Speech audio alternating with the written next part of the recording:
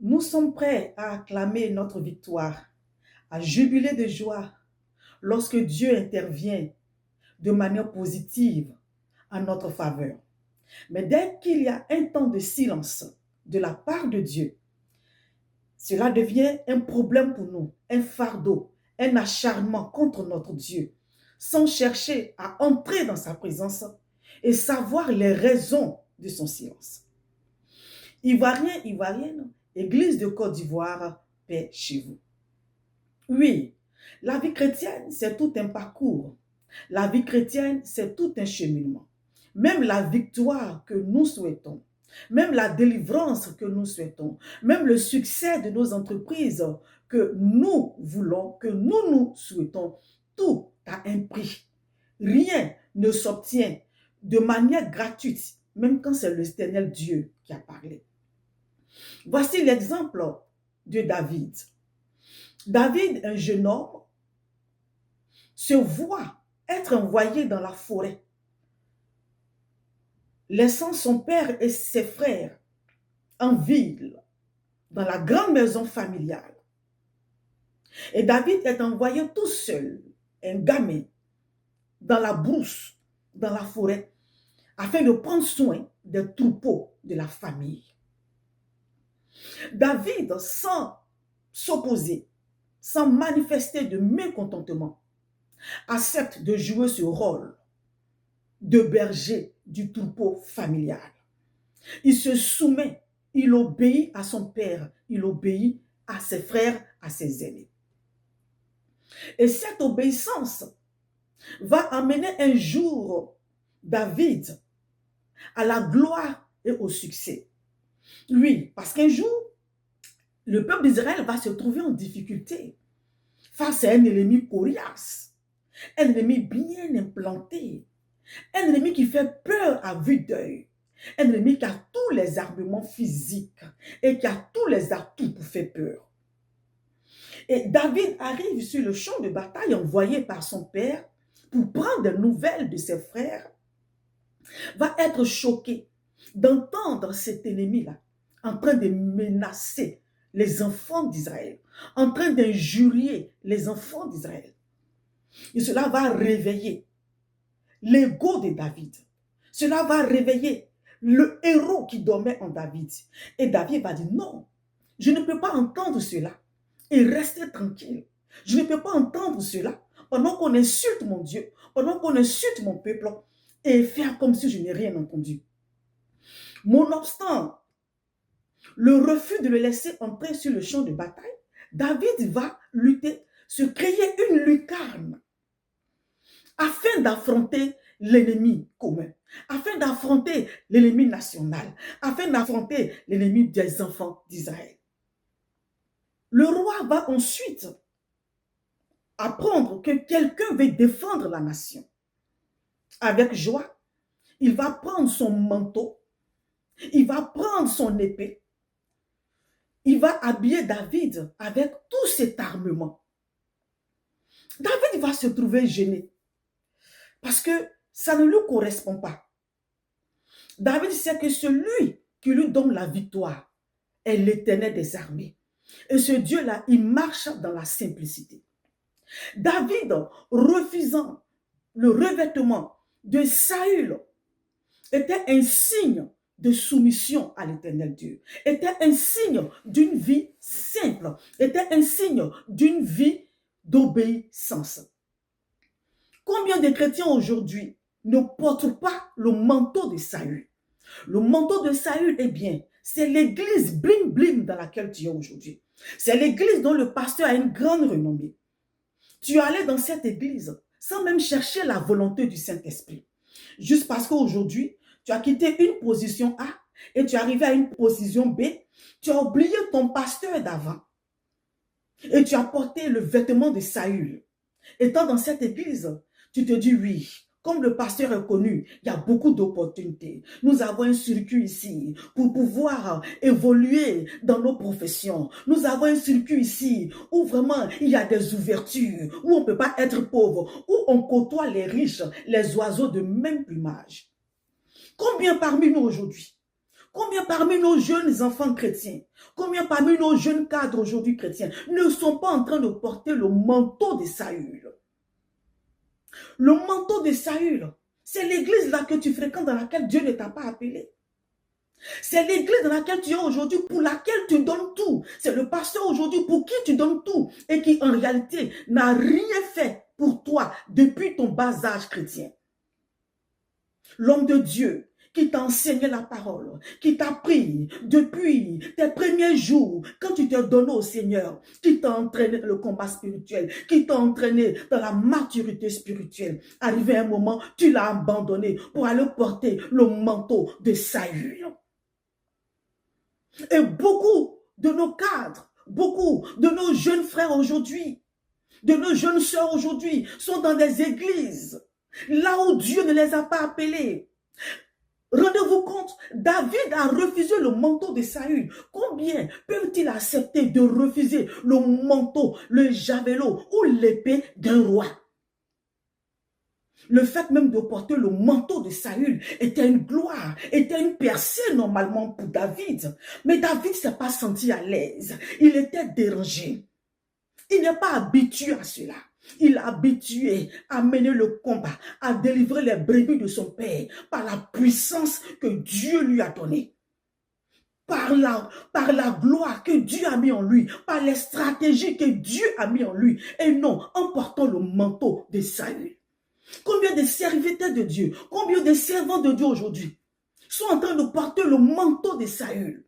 Parce que se disant-ils, si je suis sous la couverture de cet homme, comme il a une grande visibilité, il a beaucoup de relations, il rentre même au palais, il rentre même dans les institutions, il rentre même dans les hautes sphères de la nation. Cela aussi va me faciliter le ministère.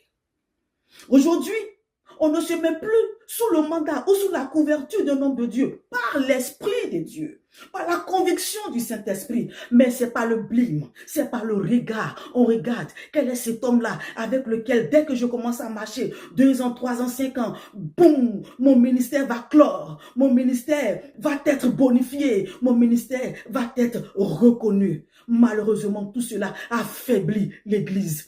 Parce que nous avons choisi de porter le manteau de Saül. Nous avons choisi de combattre avec le manteau de Saül. Bien-aimé, si David avait accepté de combattre avec le manteau de Saül, ça allait le gêner. Il n'allait pas être à l'aise pour marquer cette grande victoire-là. Il n'allait pas être à l'aise pour accomplir la volonté de Dieu. Il n'allait pas être à l'aise pour que par lui, Dieu libère toute la nation. David ne serait pas à l'aise. Combien de personnes aujourd'hui se sont emprisonnées en portant le manteau de Saül? Combien de chrétiens, combien de serviteurs de Dieu aujourd'hui ont quitté leur véritable père, leur véritable mère spirituelle, parce que ceux-ci n'ont pas de visibilité, parce que ceux-ci n'ont pas de moyens pour aller se mettre sous le poids, pour aller se mettre sous la lourdeur du manteau, pour aller se mettre sur la grosseur de l'épée de Saül. Aujourd'hui, spirituellement parlant, leur vie est brouillée, leur destinée est brouillée. Le tout n'est pas d'avoir de grosses voitures, de grosses opportunités. Le plus important, c'est d'accomplir ce que Dieu veut que tu accomplisses. Le plus important pour David en cet instant, c'était pour que Dieu accomplisse au travers de lui sa volonté, la délivrance de tout Israël. Et David, dès qu'il va voir Goliath, il ne va même pas s'effrayer. Il va dire, tu viens contre moi avec la lance et le javelot. Mais moi, je viens contre toi au nom de l'Éternel des armées. Les chrétiens aujourd'hui ne prononcent pas ou n'ont pas prononcé le nom de l'Éternel des armées et aucune mouche n'a bougé. Rentrons dans la présence de Dieu pour demander au Seigneur pourquoi est-ce que malgré que nous prononçons ton nom dans nos combats, dans nos situations les plus difficiles, mais aucune mouche ne bouge. Est-ce que nous ne nous sommes pas revêtus du manteau de Saül? N'avons-nous pas l'épée de Saül qui est lourde, qui n'a rien à voir avec notre destinée, qui est en dévasage avec le programme de Dieu pour notre vie? Oui. Lèvons-nous femmes et prions pour la jeunesse chrétienne. Prions pour l'église en Côte d'Ivoire. Prions pour nos jeunes cadres aujourd'hui. Car tous préfèrent le manteau et l'épée de Saül. Tous préfèrent entrer là où tout brille, là où Dieu ne les veut pas. Prions pour que tous ces jeunes serviteurs, tous ces jeunes frères et sœurs dans le Seigneur, qui ont laissé leur véritable mentor, qui ont laissé leur véritable pasteur, qui ont laissé leur véritable père et mère spirituel, pour aller s'attacher à Saül, pour aller porter le manteau de Saül, qu'ils retournent à la bergerie. Retournons dans nos différentes bergeries. Ceux qui ont abandonné les hommes de Dieu, qui ont souffert sur les vies. Et arrivé un moment, ils ont dit non, le manteau de Saül c'est la gloire, c'est la royauté, parce que c'est Saül qui est le roi.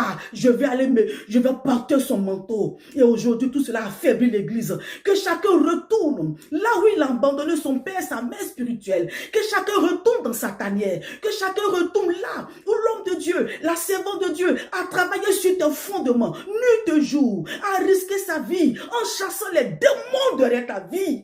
L'homme de Dieu a été attaqué, sa famille a été attaquée, mais aujourd'hui, tu te retrouves ailleurs. C'est une autre église qui bénéficie de ce qu'un homme de Dieu, un autre homme de Dieu a souffert sur toi.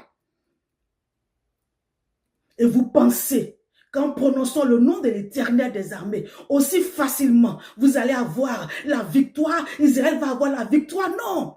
Quelle bouche même déclare le nom de l'Éternel? Avec quelle bouche? La bouche de ruse?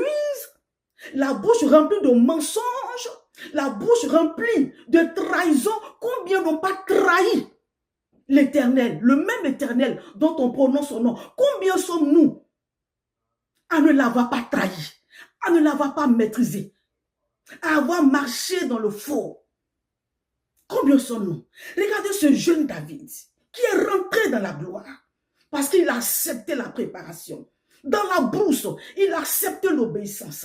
Dans la brousse, il a accepté les intempéries jusqu'à ce que Dieu se forge, Dieu se bâtisse en lui. Et un gamin va s'élever et affronter tout ennemi national avec une seule pierre, le frapper à la tête et cet ennemi va tomber.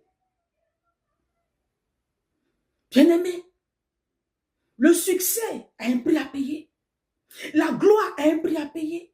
Il ne suffit pas de prononcer le nom de Dieu dans une bouche qui a abandonné son père, sa mère spirituelle pour aller s'attacher à Saül. Femmes de Côte d'Ivoire, lèvons-nous pour prier pour notre église, pour notre jeunesse, que chacun retourne à son premier amour, que tous ceux qui ont abandonné leur père, leur mère, qui ont souffert sur leur vie et qui vont donner le résultat du succès à Saül, qu'il retourne à leur base. Prions que ceux qui ont abandonné retournent à leur base. C'est en cela que Dieu va nous sanctifier, que Dieu va nous purifier, que Dieu va nous bonifier. Et quand nous allons prononcer son nom, ce sera avec des chars de feu.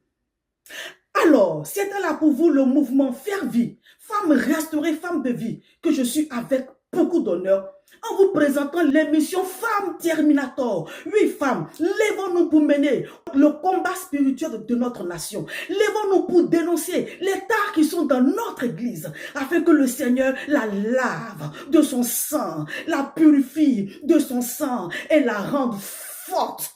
Une église qui domine, une église qui quand elle parle, les ténèbres reculent. Shalom, paix, paix sur la Côte d'Ivoire.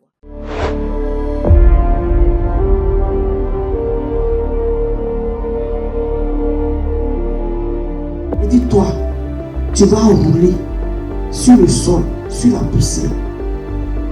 Tu vas blesser le talon de la femme, mais elle va écraser ta tête. La tête veut dire que quoi? La fin de toute difficulté. En écrasant la tête du serpent, tu écrases toute difficulté dans ta vie. La tête écrasée, c'est